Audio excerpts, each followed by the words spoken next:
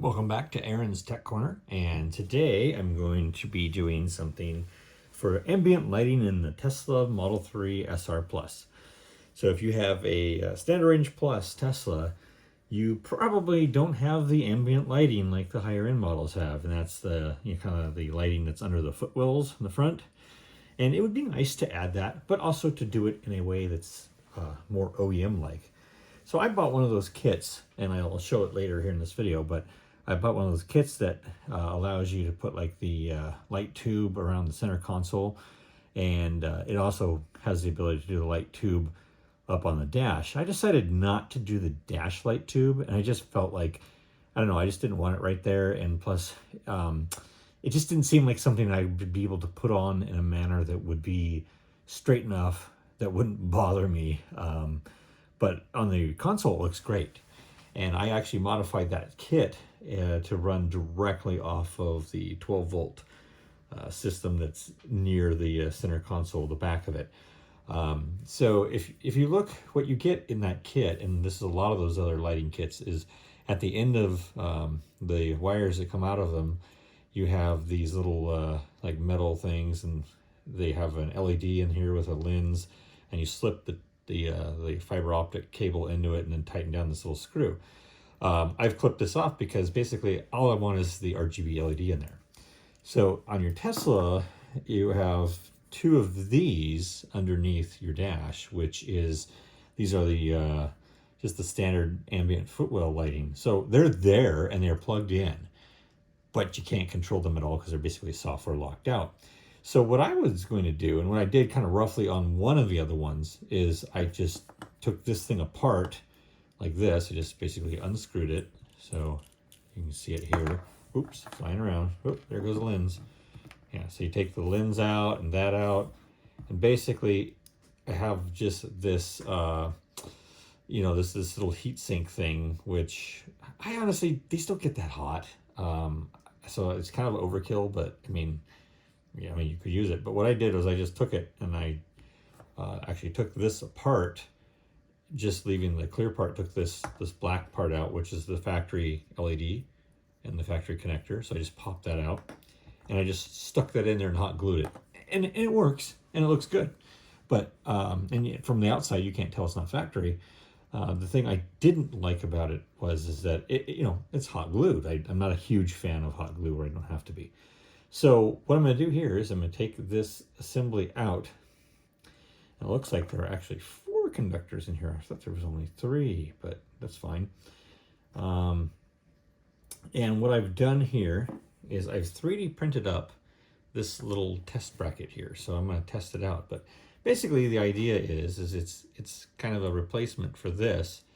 And then what I want to do is be able to slip the wiring through. Looks like I made the hole a little bit too small to keep this factory jacketed wire, so I'll probably just enlarge it a little bit, or I can just take the jacket off or solder some new wires, maybe some more flexible wires. But what I'm going to do is, the goal is that this LED is just going to sit in here, and then sit in here, inside here. So let's go ahead, actually, let's just pull the jacket off. So let's just do that, right? Okay, sounds good. Looks good to me, right? All right, so then we'll just take these wires and we'll stick them through this hole, maybe. It's a 3mm hole. And there, that just kind of sits in there. So what I'll probably do to kind of just make sure it doesn't move around is I will probably use some hot glue, but I'm okay with it here, right? Because I just don't want the whole thing stuck into that assembly with hot glue, but I'm okay with it on this part. And then maybe just put a zip tie in the back. I 3D printed some of these holes here just for airflow, just so that way if there is some heat buildup in there, that should be able to hopefully take it. So let's go ahead and test to see how this fits. These are always a little bit tricky to get these things out. So I got this little pick tool, and that seems to help. It's gonna go pick. Yeah, no, it doesn't make that sound, but I do. And kind of just work this thing out. Maybe we can use the pick tool to kind of pick it up. I'm just kind of trying to pry this thing out here. And it's not the easiest, and I don't want to crack this, right? So I'm trying to be somewhat careful. I mean, the worst case scenario is you break it, right? And you could just buy a replacement one of these things, these lights, these factory lights on Amazon or somewhere, or Tesla if you really wanted like OEM one again.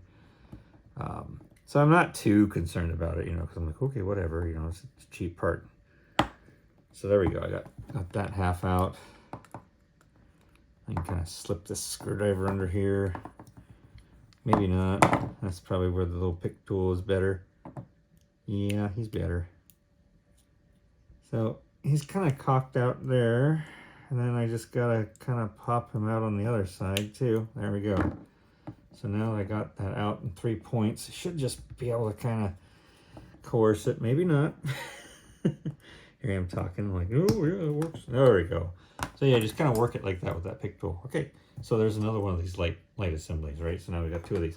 But what we want to see is does this fit in here? Oh, look at that. You know, my 3D print does fit. So cool. But what it doesn't do is it doesn't snap in. And that's just mainly because this is a prototype. So now I just need to redesign this slightly just to have some of those engagement tabs. Or honestly, at this point, you could just stick a few globs of glue on it, or put some sort of a sticky tape or any type of thing. But this is much better now. And so what's nice is this is diffused. This LED will be diffused with this Fresnel lens. And then what I'm going to probably do is take, because I like things to be removable, I'm going to grab my giant box of JST connectors. And these are like small JST connectors. So what I'll probably end up doing is taking like one of these like fancy little, I guess I need a 4-pin, right? That's what I was saying. 4-pin, where are you?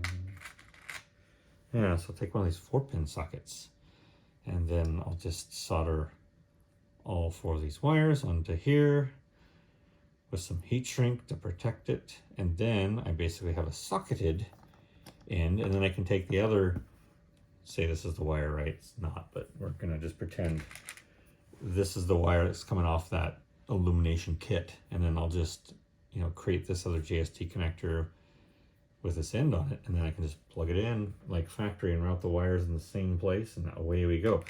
All right, so I will work on that, and then I'll come back and show you the rest. Aaron back here with Aaron's Tech Corner, and here is my, I guess, 3rd iteration at this little bracket to hold the LED.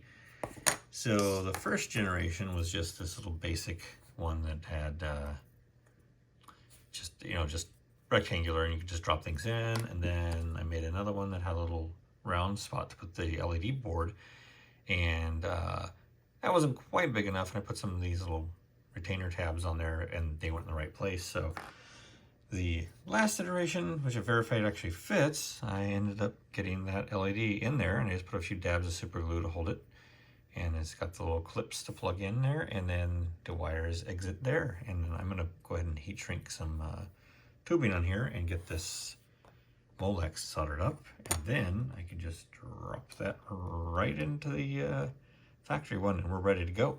So I'll do that next, and we'll see how it turns out. And we're back again, and this time I've got the connector, the Molex connector, or the, sorry, JST connector, all soldered up, and some heat shrink on the end there, and I just wrapped the rest in electrical tape. And these are silicone wires that I used, so they're pretty flexible. All right, so now we should just be able to take this little piece and ta-da!